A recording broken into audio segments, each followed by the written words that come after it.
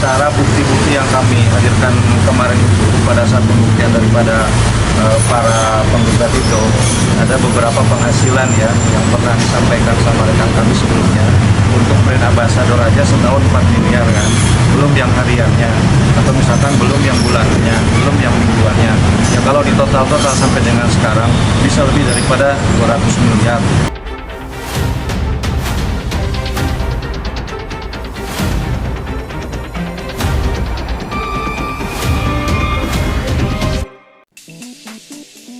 Pengadilan Negeri Jakarta Selatan kembali menggelar sidang perdata lanjutan dalam perseteruan antara Nikita Mirzani dan Dr. Reza Gladys pada Selasa 3 Maret 2026.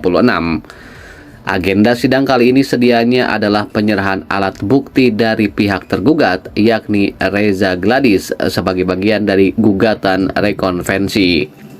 Namun, dalam persidangan, tim hukum Reza Gladys memohon kepada majelis hakim untuk menunda penyerahan alat bukti hingga Selasa pekan depan.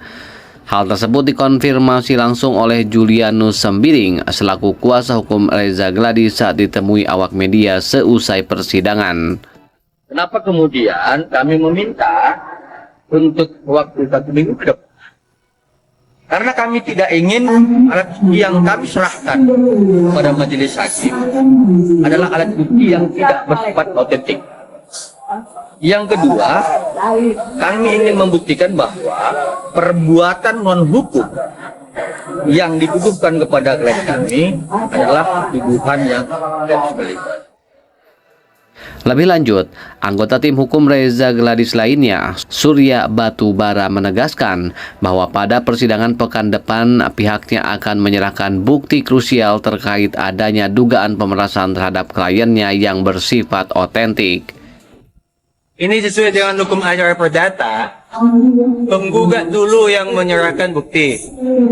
Barulah bagian kami tergugat menyerahkan bukti untuk menghadapi bukti mereka, atau bahasa kejamnya itu untuk mengalahkan bukti mereka.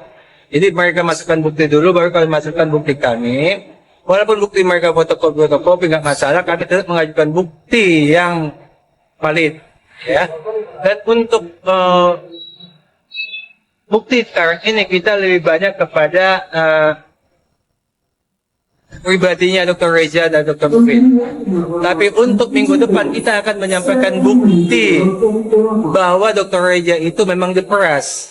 Termasuk akan kita masukkan juga bukti-bukti yang ada di pengadilan maupun di kejaksaan, di kepolisian. Kita akan masukkan semua bukti-buktinya itu. Bahwa itu adalah pemerasan, bukan kesepakatan, bukan nggak ada kerjasama, ya.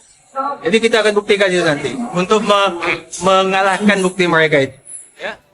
Di sisi lain, pihak penggugat atau kubu Nikita Mirzani merespons tajam rencana tersebut.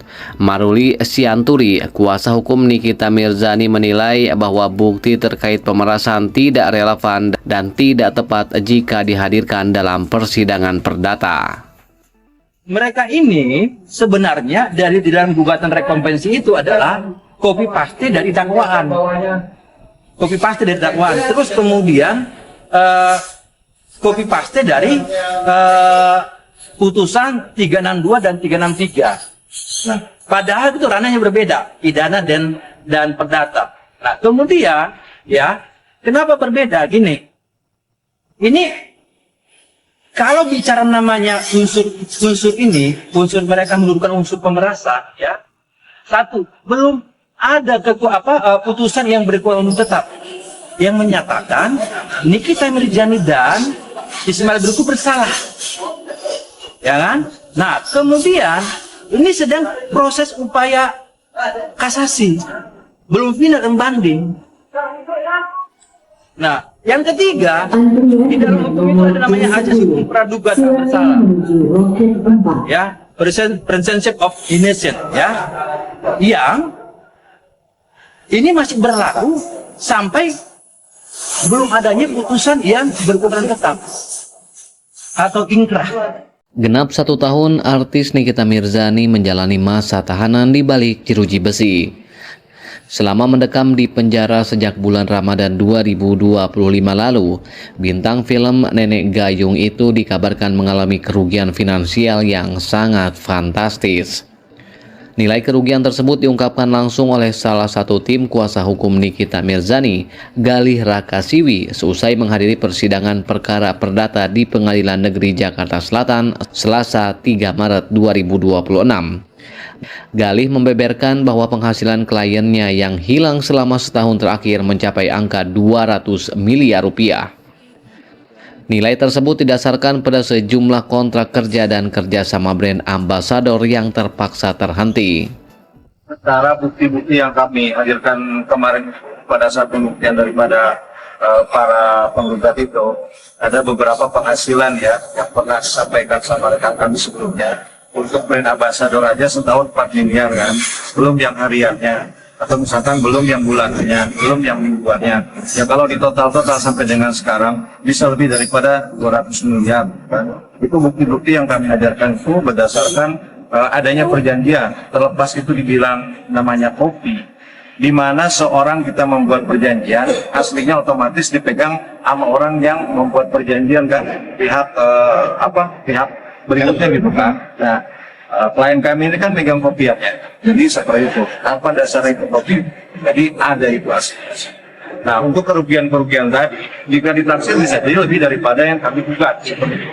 Bisa jadi lebih daripada 200 miliar. Tapi kan kita fokus pada gugatan kita itu adalah sesuai dengan apa yang kami gugat.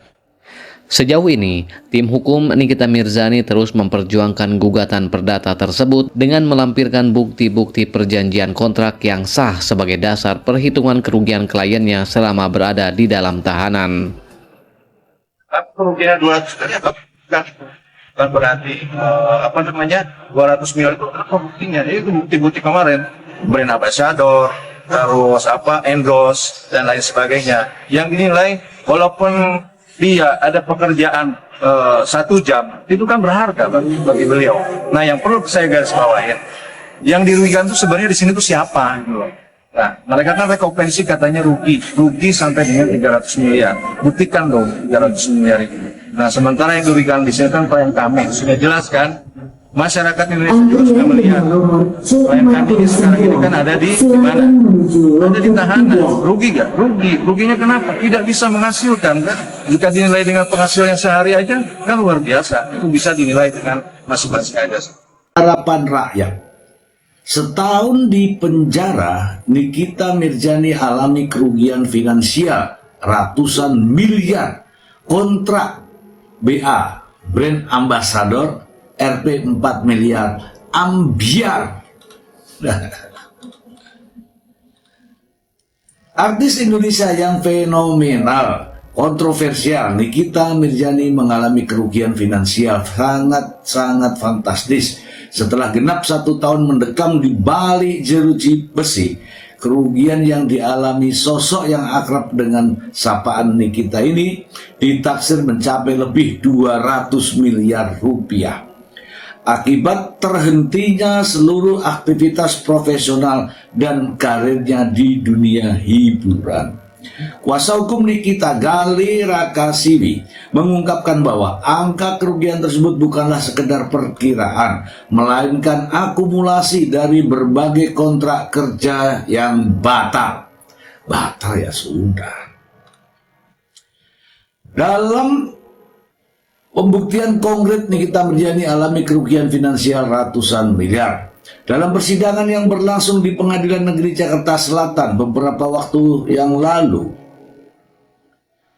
Nikita telah menyertakan bukti-bukti konkret terkait pendapatan yang hilang. Salah satu penyumbang kerugian terbesar berasal dari kontrak sebagai brand ambasador yang nilainya mencapai 4 miliar rupiah per tahun. Itu belum termasuk penghasilan harian maupun bulanan dari pekerjaan lain yang kini terhenti total. Ia juga mengatakan bahwa setiap jam waktu kerja kliennya memiliki nilai ekonomi yang sangat tinggi. Ketika mendekam di penjara, Nikita Mirzani mengalami kerugian finansial yang jumlahnya fantastis. Kasus hukum yang menjerat Nikita Mirzani ini diketahui bermula dari dugaan pemerasan terhadap Reza Gladys. Menariknya, pihak pelapor sebelumnya mengklaim mengalami kerugian yang jauh lebih besar, yakni mencapai 300 miliar rupiah. Tantang pelapor buktikan klaim kerugian di persidangan. Menanggapi hal tersebut, Gale Rakaswi menantang pihak Reza Gladys untuk membuktikan klaim tersebut secara transparan di hadapan majelis hakim. Mereka katanya rugi sampai 300 miliar. Buktikan dong, sebagaimana kami membuktikan kerugian klien kami yang jelas-jelas saat ini sedang berada dalam tahanan dan tidak bisa menghasilkan apa-apa. Selama menjalani masa penahanan, Nikita Mirzani alami kerugian finansial karena ia kehilangan kebebasan sekaligus aset ekonominya. Pihak kuasa hukum menilai masyarakat dapat melihat secara objektif bagaimana penahanan ini memutus jalur pendapatan kliennya, mulai dari endorse hingga pekerjaan profesional lainnya. Sampai saat ini proses hukum masih terus berjalan untuk membuktikan fakta-fakta di persidangan. Sementara potensi pendapatan Nikita Mirzani terus menyusut seiring dengan berlanjutnya masa penahanan. Oke, kita bahas ya teman-teman, kita bahas. Lucu kan?